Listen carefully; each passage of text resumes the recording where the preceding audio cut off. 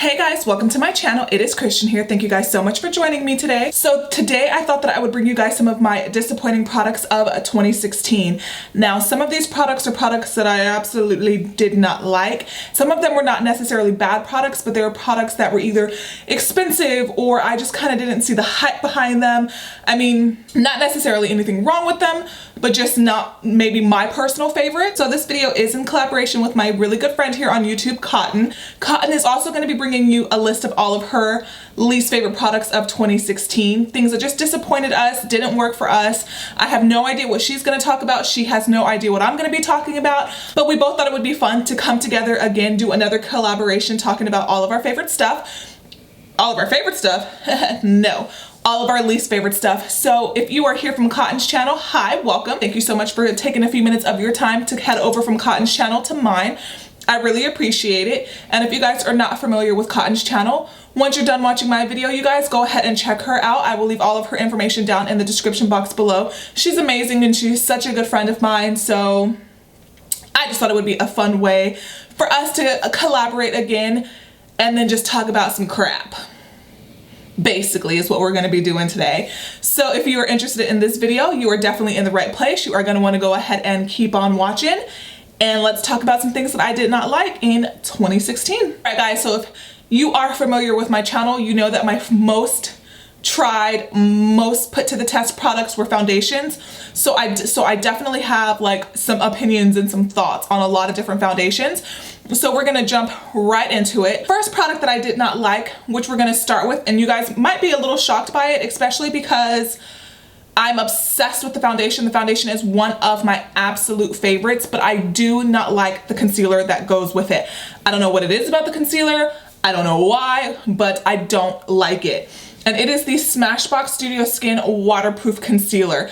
I have tried using this concealer so many different ways. In my mind, it's kind of like, how could you love the foundation so much and not like the concealer? It makes zero sense. I understand that it makes zero sense, but we like what we like and we don't what we don't. So that's kind of how I'm justifying this one. I don't know, it just doesn't blend out very easily for me. It sits under the eyes really weird. It's not full coverage enough for me to be like a spot concealer. So it's one of those foundations where I just really genuinely just don't know what to do with it.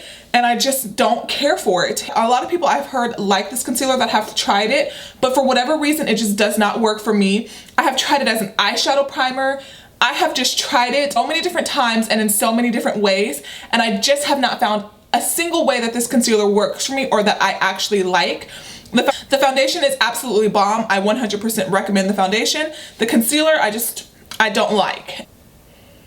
So most of the time, I'm not going to necessarily have products to show you guys for everything, because when I don't like something, I have no issues taking it back to Sephora. My return game is very strong, you guys. Very strong. But another product that is kind of like, the reason why I don't like this, I feel like it works. I think that it does a good job at making my makeups last. But the thing that I do not like about it, and it really, really bothers me, and which is why I have not been using it, because it burns my skin. Every time I apply this setting spray to my skin, it actually physically like feels like my skin is burning. It goes away after like 30 seconds, and once that feeling kind of fades, it actually does what it's supposed to do. It actually does a good job of making your makeup last. But that initial 30 seconds, y'all, I just couldn't do it. So I haven't been using it. I really, really tried, because I do think it does an okay job of making your makeup last and setting your makeup and doing what it needs to do, while also giving you an SPF. But the fact that it burns, I just can't get with it. And it's also one of the more, I feel like it's more expensive than my Urban Decay All Nighter and my Makeup Forever Mist and Fix. I could be wrong in that. But this is the Supergoop Defense Refresh Setting Mist with Rosemary. I'm not sure what is causing it to burn my skin or what is giving me that really uncomfortable feeling. I have no idea. But because of that, it's just something that has just been sitting in my drawer since I bought it. I really tried. I used it a good, I'd say 5-6 times, just to kind of see if it was something that my skin just needed to adjust to. And every single time I used it, my skin burned. It burned. So I'm not trying to be uncomfortable. I know people say that for you got to do what you got to do for beauty. You know, pain is beauty. Honey, no. No, no, no, it's not. At least not in my book. So this is something that also kind of just skid on by. Never got returned back because I kept trying to make it work and trying to make it work. Normally I'm very quick. If I don't like something after the first or second try, I stop messing with it. So, but I kept giving this a try and it just did not work for me, y'all. Okay, another product that I did not like, and I actually purchased this, I feel like early on in my channel, and I actually was gonna do a first impressions on this product, but I just felt like my skin looked so bad. Now I don't really care. Now I'm more into testing out foundations weekly, and if it just looks bad, it looks bad. But when I first started my channel, I was just not comfortable, like really putting myself out there with my skin looking so, so bad. Now I'm just like, for the love of YouTube, I'll do it. But this foundation was so bad. Like, it was so bad. It just did not sit on the skin well. It did not blend well. It just did not work for me. I hate going hard for drugstore stuff, like really, but to me, I don't care if it costs $5 or $50. I want to hold everything to the same standard. I typically am a little bit tougher on more expensive products because they're more expensive, but I mean, it has to be good. My $5 is my $5, you know what I mean? So I want it to work and I want it to perform, but I did not like this. I wore it that one time and I never wore it again. That's how bad it was on my skin. It sank into every fine line. It accentuated every single pore, which is why you guys never ever heard me talk about this foundation. It is the Maybelline Dream Velvet Soft Matte Hydrating Foundation. It got me because soft matte hydrating, I kind of thought maybe it would be a full coverage foundation, and it was just kind of intriguing, like how could it be matte and hydrating at the same time? Usually matte foundations tend to suck the life out of you a little bit and make it look a little flat and dull. So when this said hydrating matte, I just was so intrigued. Never again. Never again will curiosity get the better of me in that aspect. This foundation, I just didn't like it. It was super thick, which I'm not gonna hate on a super thick foundation because I definitely do wear thicker foundations and I don't mind it as long as they blend out really easily, but this is like super thick. And then the color was very wrong. The color was way too pink. I could never find a color to match me, which is why I tend to not buy a lot of drugstore foundations because I do have a harder time finding foundations that fit, except for the Maybelline, like the Maybelline Matte and Poreless Dewy and the Maybelline Fit Me line. I tend to have a lot of luck with their foundations, but with other drugstore foundations, I tend to not. Even though this is a Maybelline foundation, me no likey at all. I don't wear winged eyeliner very often, and I don't wear eyeliner very often just in general, but every once in a while I will feel the need to do just like a winged eyeliner, get that flick happen, get that severe cat eye, just feeling myself on those days, and I need something that is going to be easy to use, that's going to work, that's going to be black, and that's going to last. I did not like this product. This is the Too Faced Sketch Marker You're So Too Faced. Now, what I did not like about this, I mean, it's a fine enough tip. It is thin enough to get that really nice flick. What I did not like about it is it feathered so bad. Like it literally separated and it feathered and it just didn't look good on once it got on the eye. On the tattoo liner, when you put that on, it stays where you put it. It's black, it's easy to work with. I just feel like that one is a lot easier to use than this one.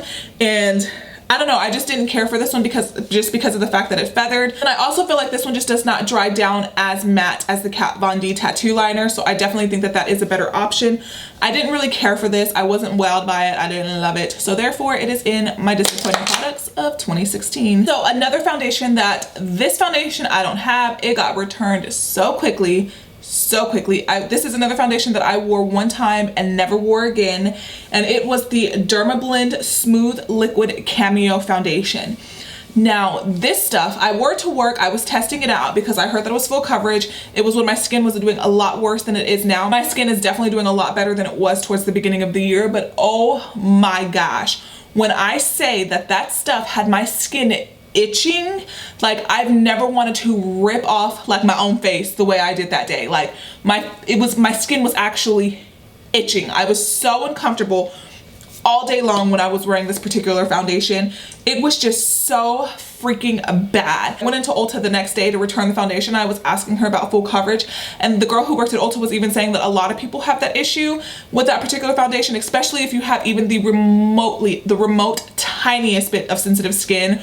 You will kind of have that kind of reaction because there's mineral oil in it. Mineral oil is not necessarily the best of ingredients that you want to be putting on your face, but Lord have mercy how much I did not like that foundation. It was so bad, so bad, just bad, so bad. And this is what it looked like. Like I said, I did return it. A lot of times I'll say, you know, tell somebody that I don't like it and that's just my opinion. Everybody's skin is different. No, don't put your skin through it. Don't even try it. I'm not even kidding. I'm gonna move on because it's giving me nightmares. Like thinking about it, it's giving me really bad flashbacks that I don't appreciate. So let's move on to the next product. So this product is more of like a disappointment. I don't necessarily like hate it or think it was like the worst thing ever invented, but I was highly disappointed in it for the simple fact that I loved the other ones so much. Like the other ones were just so good, so well made. I featured those in my yearly favorite, but this one was just not the business. It was not as good as the other ones. Now, will I still use it from time to time? Probably, because I bought it and it took me forever to actually test it out. I buy so much makeup and I don't get to test everything out like in a timely fashion. So then I lose receipts or I get past the return policy, whatever the case may be. So I really wanted to love this, but I just don't love it. It's one of those things that I look at and I'm just kind of like, like it's not bad. I would tell you guys to skip on it and get one of her other ones. It's not bad, but it's just there's glitter to it. There's like glitter in a lot of them, and I have texture to my skin and I do have breakouts and I do have issues on my skin that just having more of a glitter on my skin doesn't always work for me. I do like a strong highlight, and I've noticed that if I work with this particular product a little bit more and spend a little bit of extra time blending it, I can make it work, but I just feel like it's not worth the effort sometimes, especially since her other ones are just so stunning and so beautiful. I feel like she just kind of missed the mark on this one. So it's not one that I just like hated in 2016. It's just one that I was severely disappointed in. Now her other ones are so good, like so good, so good. When Milk Makeup first came out with Sephora, I want to say it was like in the summertime, I picked up a bunch of their products and I did an entire dedicated review to some of their products that I was able to pick up. Now, one of the products, there was a few of the products that I didn't like love or I didn't like, but one product that I just didn't care for at all was the concealer. Now it is the Milk Makeup Coverage Duo. It has like a more like marshmallowy consistency. I even think they say that. Yes, they even call it marshmallow, and it's like in a net, and then they have one that you kind of just roll underneath your eye. The issue that I had with that, and I know some people were telling me that Milk Makeup is more for on the go, it's not for people with skin like mine, so to speak, but nowhere does it say that, you know what I mean? So me as a consumer, if I see something new and it's supposed to be on the go and it's supposed to be quick, easy, good makeup, I'm gonna want to try it. But it just didn't. I know a lot of people like Milk Makeup and I need to give them a second chance because just some of their stuff I just didn't care for in that first roundup, but they have released some good stuff since then and I've heard really good things about it. But that concealer, my issue with that concealer is the roller one did not have enough pigmentation to cover my dark circles. The marshmallow consistency one was not a good enough spot concealer for me. It really just didn't do a good job covering and concealing. So I just did not care for it. Now, I thought it was a really cool idea and I thought that it was really, you know, had it worked for me, I would have been all the way here for it. 2 concealers in one, you know what I mean? Because most of the time, typically you will go in, especially maybe if you have a little bit more problematic skin, you will go in with a spot concealer and you will go in with a concealer to highlight. So when I saw this, I was like, yes, hallelujah, praise him. But it just did not work. It did not work for me and I didn't like it, and that got returned. That totally got returned. And this is what it looks like. So this was the product here. So another face powder that I did not like was the NYX HD Studio Finishing Powder. Now, I kind of tried this once or twice and then I just put it down and really never picked it up again. Now, I have no idea if it's a good all over setting powder, but I bought it for like a cheaper alternative to like bake with or to kind of clean up my contours and things like that. And this leaves the worst white cast on my skin. Like, I don't know if it's because I was just using too much, because I was really just trying to bake and clean up my, clean up my contour. And you tend to put excess powder whenever you're trying to do those types of methods. But when I say white cast, like to the point where it looked like I would have a white beard underneath my contour. Like, it was so strong, it was so legit, it was so real. So I didn't like it, and I never really tried it again because of that. And I would literally have to spend 10 minutes going over with like a face powder that was my color, or something that had a little bit of color to it, just to get the whiteness to tone down. And I didn't like it. I didn't like it. I know that I don't try a lot of drugstore products, but there are some drugstore products that I just love, and then there are some that I just don't. And this was just one that didn't work for me. I kind of am glad that I pulled it back out, because I want to remind myself to try it again as like maybe like a quick dusting all over powder, especially because it is my mission. It is my mission in life to do a lot more drugstore on my channel this year. But for what I was using it for, or for what I was purchasing it for, it just did not work for me.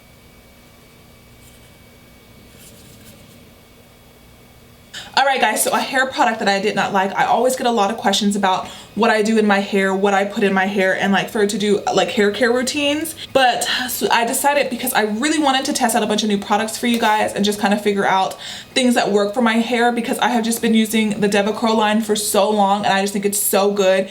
It gives my hair some zhuzh. I can't think of a better word than zhuzh, so we're gonna go with the zhuzh. Whereas I went and I tried this, and it is just, it's no bueno. I didn't care for any of the stuff that I tried. I only picked up like 2 or 3 things. I went looking for them so I could show them all to you, the stuff I didn't like. There was one thing I liked, but I can't find it. And my mom, FYI, did not like this product either.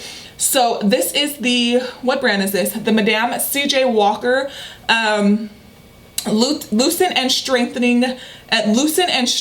Gel. Now, and it says that it is for curly/coily hair. So basically what it says that shrinkage can hide up to 90% of the actual length of tight curls and coils. This moisturizing stretch gel elongates and shapes for longer looking curly styles.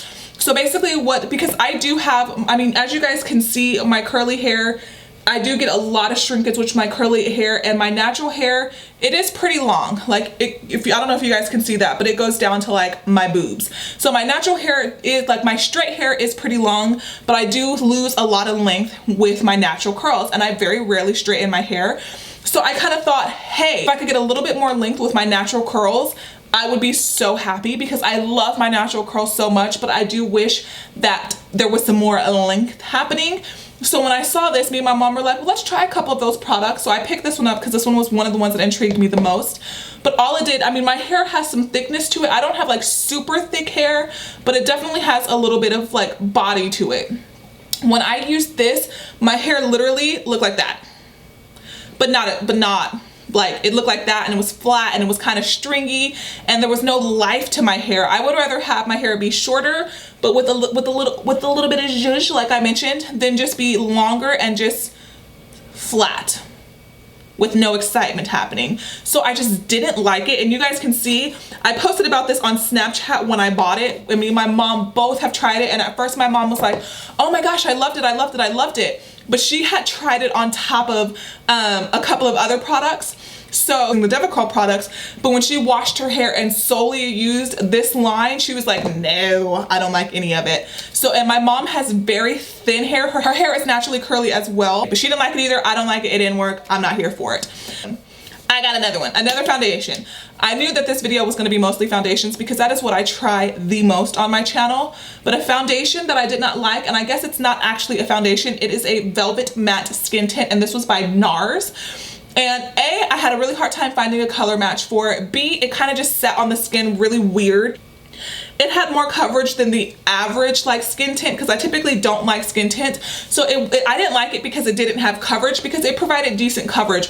I didn't like it because I just kind of felt that it clinged to like my dry patches around my nose a little bit too much. And I know y'all are gonna say, Matt, if you have dry skin, why are you trying out matte foundations?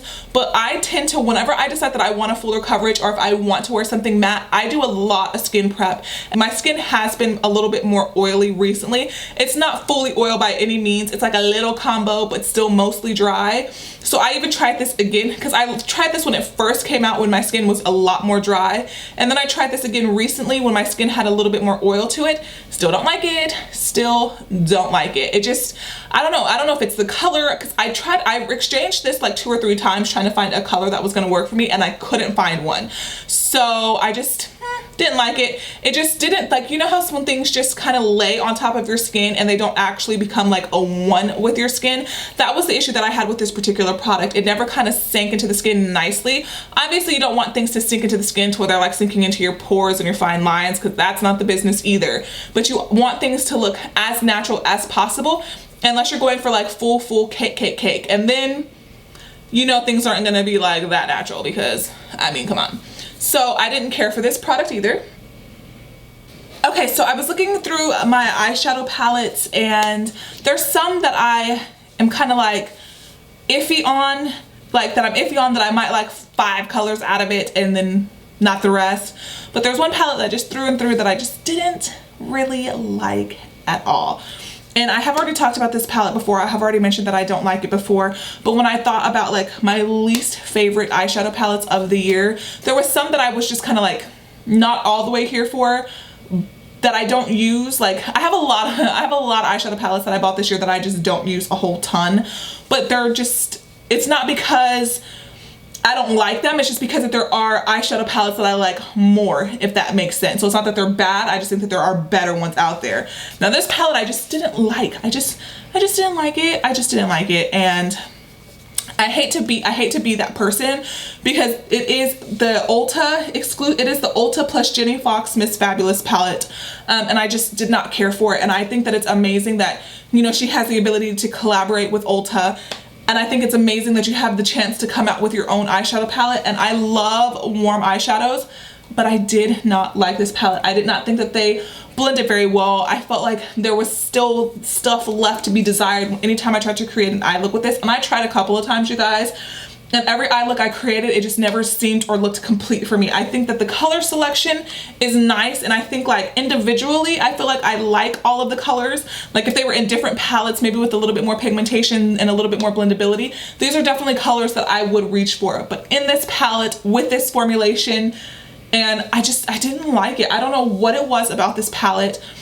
I really tried, because I think that when people put their names on things, it's because they're proud of it, it's because they worked hard for it.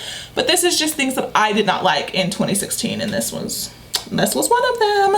So I don't like, a lot of times you guys, y'all will never hear about products that I don't like unless I like really don't like them, or if I'm doing unless I'm doing a live first impressions on them and then I post that video overall. There's so many products that I buy that never make it onto camera that you guys never even hear about, and I tend to just return them, and I kind of just forget about them. Like once they're gone, once they're returned, I never really think about them again.